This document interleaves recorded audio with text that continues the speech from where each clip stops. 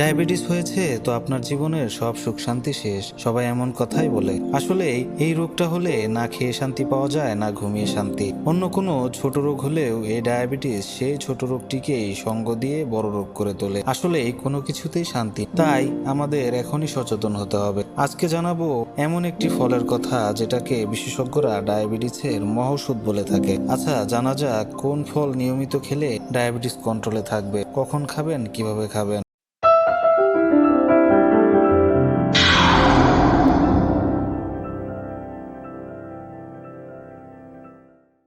এই ফলটি আমাদের সকলের পরিচিত পছন্দের ফল পেয়ারা। পেয়ারা অত্যন্ত উপকারী একটি ফল। এটি ডায়াবেটিসের জন্য খুবই উপকারী। এতে রয়েছে একাধিক ভিটামিন, খনিজ, ফাইবার ও অ্যান্টিঅক্সিডেন্ট। তাই নিয়মিত এই ফল খেলে ডায়াবেটিসকে বশে রাখা যায়। সেই সঙ্গে এড়িয়ে চলা যায় হার্টের অসুখ, কারণ প্রতিদিন পেয়ারা খেলে আপনার হার্ট ভালো থাকবে। ডায়াবেটিস বশ করতে পেয়ারার জুড়ি মেলা ভার। নিয়মিত এই ফল খেলে ডায়াবেটিস থেকে মুক্তি পেতে পারেন। সুস্থ থাকতে আমাদের প্রতিদিনের খাদ্য তালিকায় ফল রাখা উচিত। পেয়ারা খেতে ছোট বড় সবাই পছন্দ করেন, শুধু স্বাদেই নয়, এ ফলের স্বাস্থ্যগুণও অনেক। আসুন জেনে নেই কিভাবে পেয়ারা ডায়াবেটিস নিয়ন্ত্রণে সহায়তা করে। ডায়াবেটিস নিয়ন্ত্রণে পেয়ারার উপকারিতার বিষয়ে কয়েকটি গবেষণায় দেখা গেছে প্রতিদিন পেয়ারা খেলে কমে ডায়াবেটিসের ঝুঁকি। আরেকটি গবেষণা অনুসারে ডায়াবেটিস রোগীরা নিয়মিত পেয়ারা খেলে রক্তে শর্করার মাত্রা কমে। একই সঙ্গে কোলেস্টেরলের মাত্রাও বসে থাকে, যা হৃদরোগের জটিলতা কমায়। ইউএসডিএ অনুসারে